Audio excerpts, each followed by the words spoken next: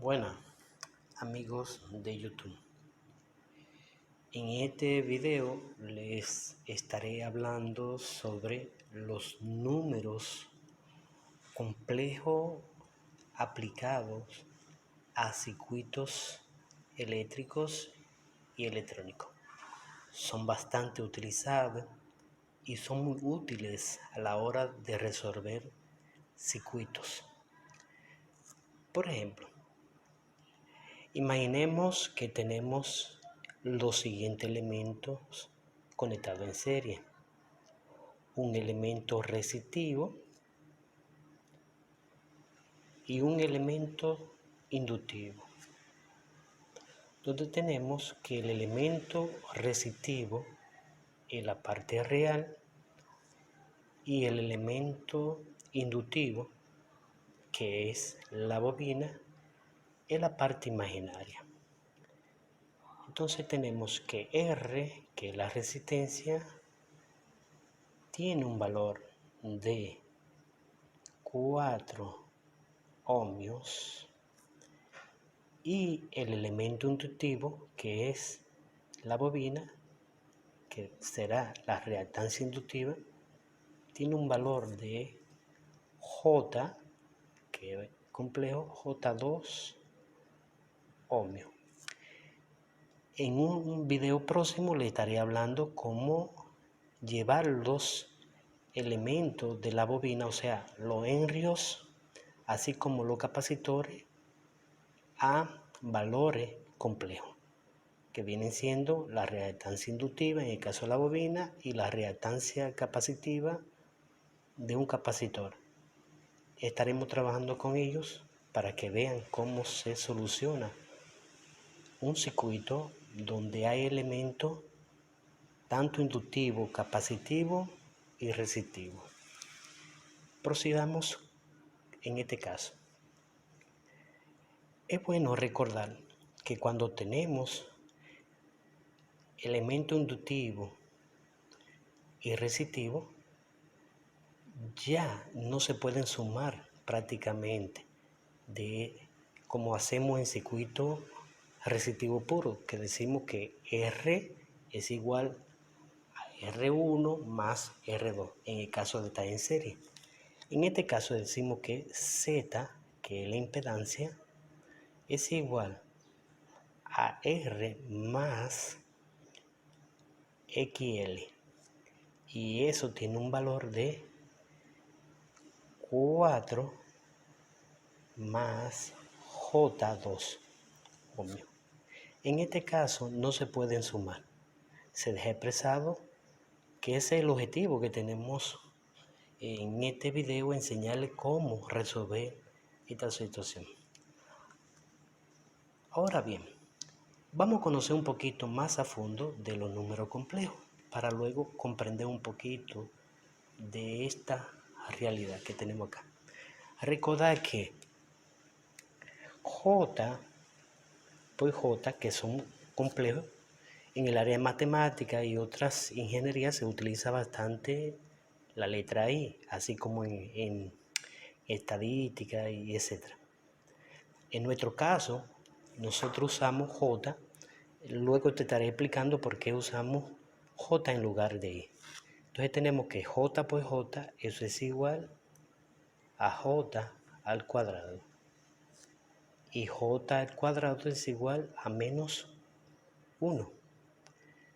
Así por igual, si tenemos menos J por J, esto es igual a menos J al cuadrado, y J al cuadrado, recuerden que es igual a menos 1, entonces tenemos menos 1. Menos por menos da más y más, entonces no se marca, sería 1. 1 positivo. Cuando tenemos una de las J negativas, siempre nuestro valor, que es la unidad, sería positivo. También, en el caso de que tengamos o tenemos el inverso de J, tenemos que sería menos J. y el inverso de j negado es igual a j positivo. Eso es bueno tenerlo presente a la hora de resolver este tipo de circuitos, donde hay elementos que son complejos. Grafiquemos en el eje de cadenada de cartesiano estos valores para que podamos ir ubicando cada uno de los elementos y ver cómo se resuelve los números complejos con números reales dentro de lo que es el área de ingeniería. Dibujemos el eje X y el eje Y. Por ejemplo, aquí tenemos Y positiva y Y negativa. X menos X. En nuestro caso, en el eje X siempre vamos a tener los valores de la resistencia, o sea, los valores reales. Y en el eje Y vamos a tener tantos los valores, en este caso, de la bobina, que viene siendo J, y los valores del capacitor, que viene siendo menos J, en el caso de la parte Y negativa, que es la parte de abajo. Esto es bueno comprenderlo. Ahora bien, grafiquemos los valores que tenemos en el circuito. Tenemos que el valor real, que es R, que va a estar en el eje X, es 4, y el valor de J, que es 2, estará en el eje Y, pero en la parte positiva. Tenemos 1, 2, 3 y 4. 4 ohmios. 4 ohmios. Y en el eje Y tenemos los valores de la bobina. Sería 1 y 2. Unimos el punto, trazamos un punto. Desde este extremo, el módulo de Z, le vamos a llamar Z. Esta parte será nuestro valor de la reactancia inductiva XL, que vale J 2 ohmios. Y este valor es de la resistencia. Aquí se forma un ángulo. Ahí tenemos el teorema de Pitágoras para poder resolver este tipo de circuito. Procedamos. Entonces tenemos que Z al cuadrado, según Pitágoras, es igual a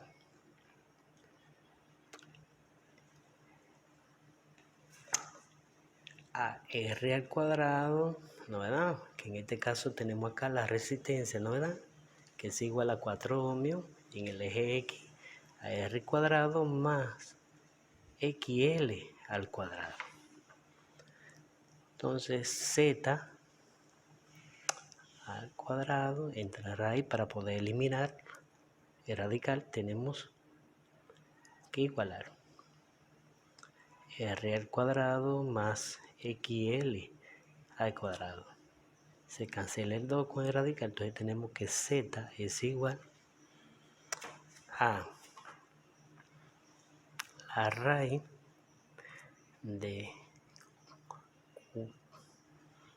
4 al cuadrado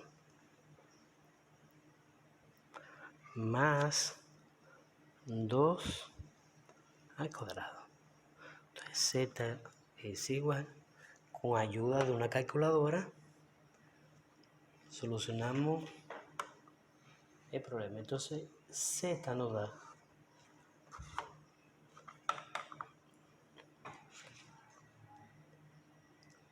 4 puntos, ¿no verdad? Resolvemos el radical, 4.472.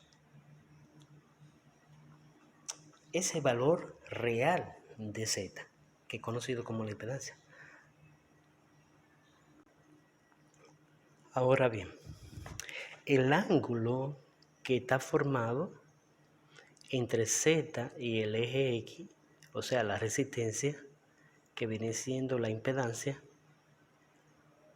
y este vector Z, que luego veremos los nombres correctos que se utilizan en el área de ingeniería eléctrica, más utilizados, que son los fasores. Este es un fasor Z. Entonces, determinemos el ángulo. El ángulo es igual a tangente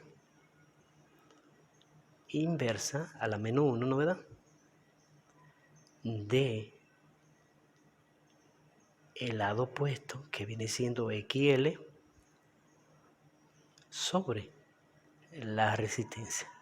Entonces tenemos que el ángulo es igual a tangente inversa de XL, que tiene un valor de 2 sobre 4. Esto tenemos, con el uso de la calculadora, dividimos y luego sacamos tangente inversa. La 26.565 grados. Ahora bien, el valor, en este caso, tenemos que expresarlo 4.472 con ángulo de 26.565 grados ohmios. Aquí hemos utilizado lo que es Pitágoras para resolver un circuito donde hay números complejos.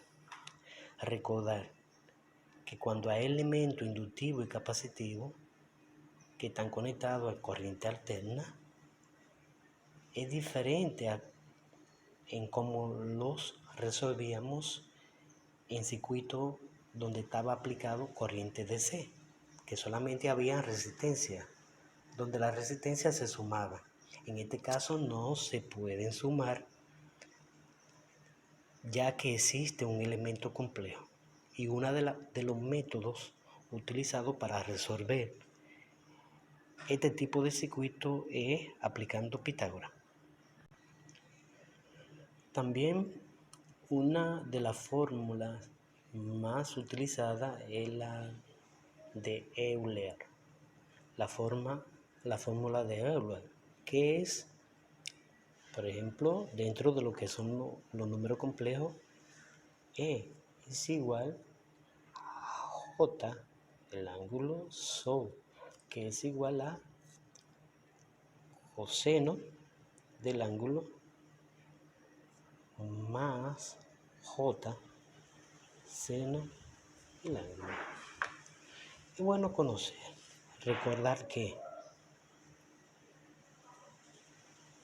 tenemos un ángulo en la parte, si graficamos el eje X, Y, tenemos que el coseno es la parte opuesta al ángulo y el seno es el lado adyacente al ángulo. Y la tangente se determina, la tangente del ángulo en este caso es igual al coseno, ¿no verdad? Coseno del ángulo sobre el seno del ángulo. O sea, lado opuesto sobre adyacente. La fórmula de Euler se puede también utilizar para resolver el circuito anterior que estuvimos viendo de los elementos conectados en serie resistivos e inductivos y también capacitivos. Ahora bien, hay una forma que es muy conocida, que es la forma binómica. Vamos a hacer un resumen de la fórmula que estaremos viendo. Forma binómica. La forma binómica, que es la una, que es ZT es igual a R, al valor real, más J, que sería, ¿la verdad? XL. Recuerden, el XL que viene siendo el valor de la reactancia inductiva o reactancia capacitiva en este caso. Las dos tenemos que ZT es igual a Z, que es la forma polar, más conociendo lo que es el ángulo. Forma exponencial, tenemos ZT es igual a Z en la J y el ángulo, por el ángulo. Y la número 4, que es la forma trigonométrica, que viene siendo ZT es igual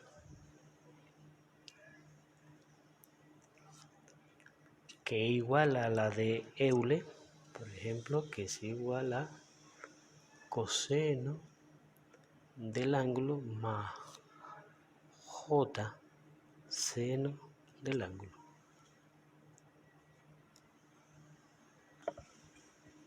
Ahora bien, en resumen, tenemos el número 1, que es la forma binómica. La número 2, forma polar o Sternberg, un excelente ingeniero, que incluso hay un refrán que está acuñado a un informático, pero en verdad es de él.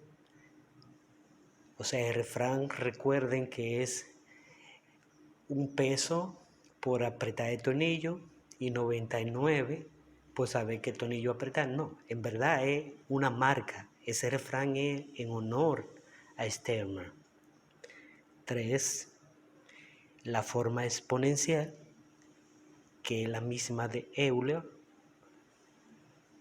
Y la 4, que es la forma trigonométrica. Estos métodos y estas formas se utilizan bastante para trabajar en circuitos de corriente alterna, tanto serie, paralelos y mixto. Así que denle like y suscríbanse al canal. Nos vemos en un próximo video.